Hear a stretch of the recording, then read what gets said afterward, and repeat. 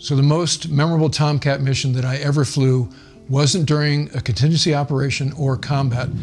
It was during regular cyclic ops in the North Atlantic. One hop in particular off the Shetland Islands. I'm flying with a guy named Grinch Brophy. It's a two-plane, I forget who was on our wing, but we do this really cool DACT mission, dissimilar air combat, a dogfighting mission against the RAF over Scotland. And so it was mixing it up with those guys, and then they were knock it off and they returned to their bases, and now we got to do a low level through the locks and the cool valleys in this really green, beautiful, you know, think of Braveheart with supersonic airplanes, right? Where are you going? I'm going to pick a fight.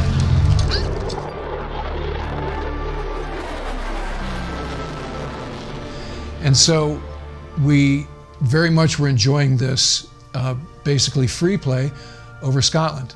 And now it's time to go back to the ship. So we're on this high, cool dogfighting, great low levels.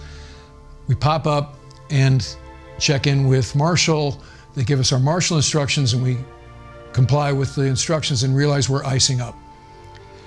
And so we hear other airplanes in the Marshall stack also saying, yeah, I'm icing up. And so basically, an air ops is like, kind of, okay, that's tough. You guys are gonna have to stay where you are, because surrounding the Marshall stack are airways where commercial airliners are flying into Heathrow and, you know, into Frankfurt. And so he's like, do not leave your Marshall stack position. And I'm looking, you know, with the flashlight because we're in the goo, and you can see the ice, like it's accumulating.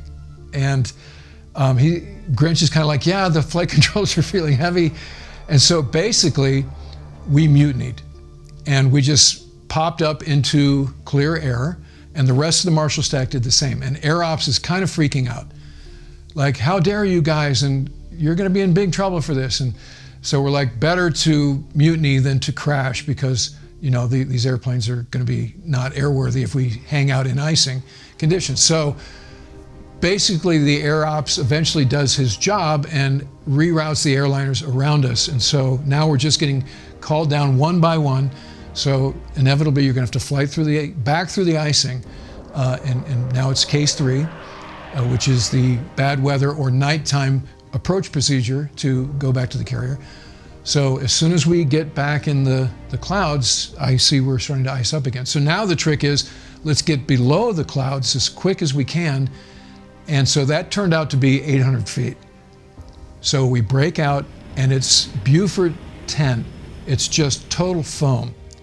We're wearing our exposure suits, but those just sort of serve to extend the agony in the event that you wind up in the water, right? So you're kind of convinced if we have to eject, this is just going to be the end of it.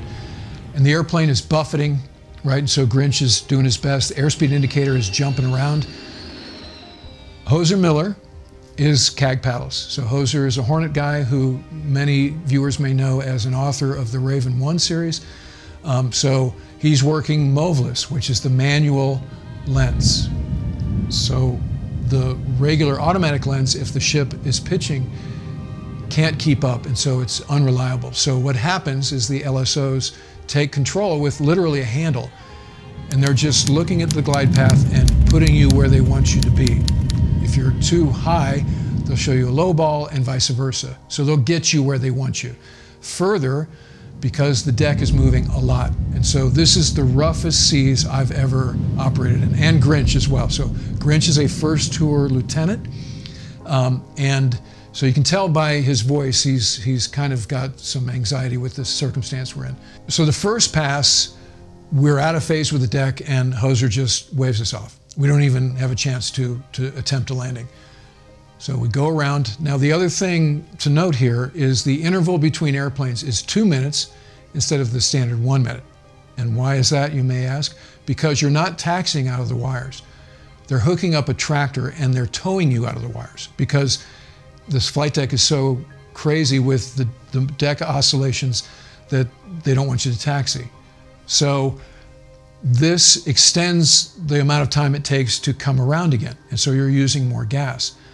So we were basically bingo +2 the first look. Get waved off, come around the second time, 2-minute interval, so really it's a long turn in, and you're about 8 miles instead of 4 miles when you're back on the base recovery course, right? So again, airplane's moving around, seas are crazy rough, and second time, Grinch just, he gets, again, the deck is steady, but he goes long and we bolt her. So now it's, okay, hit the tanker. So the S3 is down there at 800 feet, when normally they'd be up, 1,000 feet.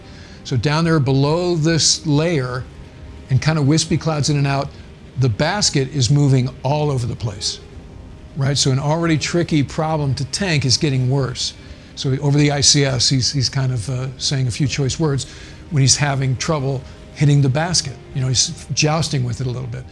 So finally, skilled pilot plugs it, drives it in, and we get 500 pounds. That's it.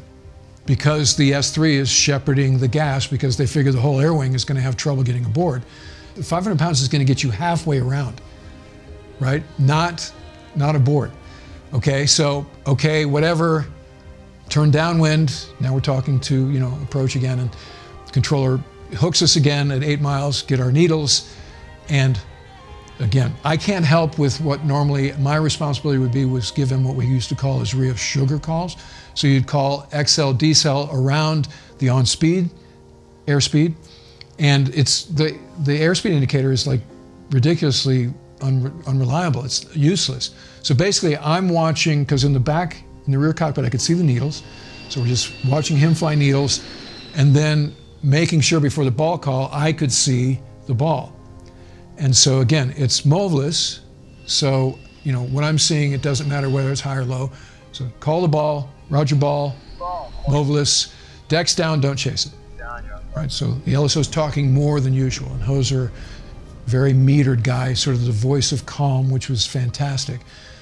So decks down, don't chase it, decks steady, fly the ball, decks up, hold what you got, decks steady, fly the ball. So we go through a couple of cycles of that thing, and the Ike is pitching massively. So you hear Hoser go a little power, and then his inflection goes way up, and he goes, easy with it. And I hear a blast and feel a blast of power, another long bolter. Okay, so boom, immediately to the tanker again for another 500 pounds. More jousting, right? And so on downwind, when things are a little calmer, I'm like, so what happened? Because it looked like this one was going to work and we were going to get aboard. He says, I saw the screws, meaning he saw the propellers of the Eisenhower. They came out of the water when the ship was bowed down. And he said, I'm sorry, that just freaked me out to be able to see the machinery turning as I'm coming aboard. And he said, that's why I just was like, burst of power and long bolter. Come around third time, and now Grinch is just bound in turn, because we're bingo, right? I mean, this is it. So this time, Grinch is like, I don't care. It is a taxi one wire, right? So barely clear the ramp, a couple of power calls, we're aboard, right? So now your work is not done, right? So just like stay in the wires, takes a couple of minutes to get the tractor hook up, flaps up, wings swept, tractor drags us into a spot, and now we're chained down, okay, shut the airplane down.